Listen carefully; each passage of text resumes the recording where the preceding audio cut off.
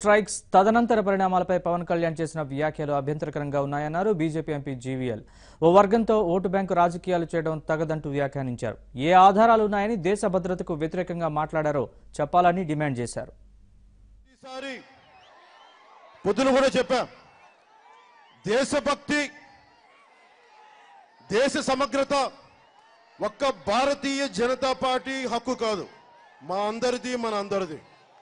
కేవలం దేశభక్తి అనేది ఒక భారతీయ జనతా పార్టీకి చెందింది. భారత మాతని వాళ్ళు ఒక్కళ్ళే ప్రేమిస్తారు అనే కంటే కూడా మేమందరం ఈ దేశాన్ని మీరెంత ప్రేమిస్తారో దానికి 10 ఎక్కువే ప్రేమిస్తాం, కానీ తక్కువ ప్రేమించం దేశాన్ని. ఈ రోజున సరిహద్దులో యుద్ధ వాతావరణం ఉంది, యుద్ధం జరుగుతూ ఉంది. యుద్ధానికి తెరదీశారు.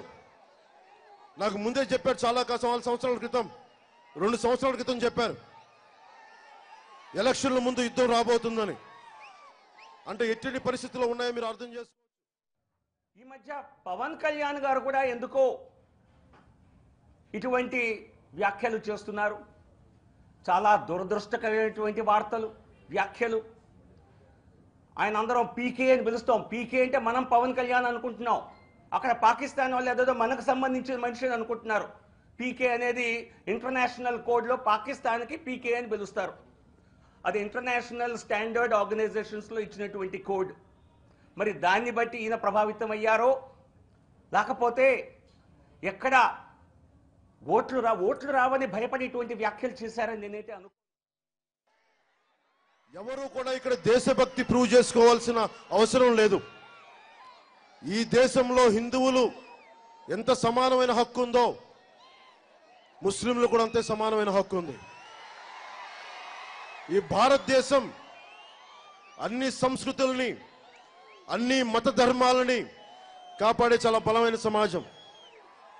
పాకిస్తాన్లోనున్న హిందువులకి ఎంత స్థానం ఇస్తారో నాకు తెలియదు, కానీ భారతదేశం ముస్లింలు గుండెల్లో పెట్టుకుంటే ఒక అజరుద్దీన్ కెప్టెన్ చేశారు, ఒక అబ్దుల్ కలాంని ప్రెసిడెంట్ చేశారు. అంత గొప్ప ధార్మిక దేశం. అలాంటి ధార్మిక దేశంలో ముస్లింలు దేశభక్తి ప్రూవ్ చేసుకోవాలన్న వాదనని నేను చాలా బలంగా ఖండిస్తాను. నిన్న ఆదోనిలో కూడా చెప్పాను, కర్నూలులో కూడా చెప్పాను.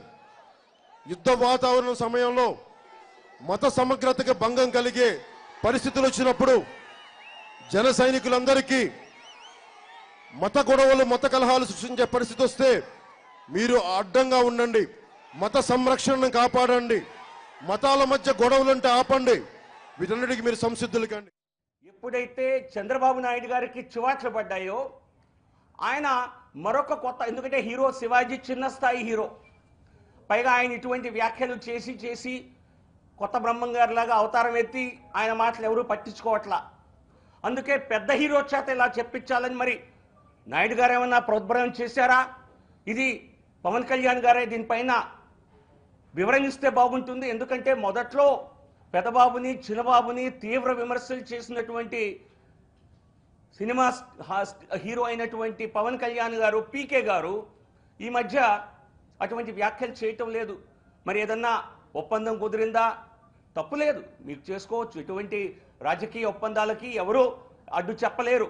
కాకపోతే మీరు ఈ రోజున చేసిన వ్యాఖ్యలు, వీటికి డైలాగ్ రైటర్, ఈ స్క్రిప్ట్ రైటర్, దీని ప్రొడ్యూసర్ చంద్రబాబు నాయుడు గారు. ఎందుకంటే ఈ రోజున పవన్ కళ్యాణ్ గారు మాట్లాడిన మాటలని పాకిస్తాన్ తీవ్రంగా వాడుకుంటోంది. అక్కడ పత్రికల్లో రాసుకున్నారు, అక్కడి నాయకులు వీరి గురించి మాట్లాడుతున్నారు. సో మరి నిన్నేదో వివరణ ఇవ్వటానికి ప్రయత్నించారు వారి పార్టీ తరఫున. ఆయన ఈ వ్యాఖ్యలు నేను పొరపాటున చేశానని చెప్తే దీన్ని ఇంతటితో ముగించవచ్చు. కానీ ఆయన నాకెవరో చెప్పారు అన్నట్టుగానే చెప్పారు. మరి మీకెవరో చెప్తే ఆ వ్యక్తి పేరు చెప్పండి.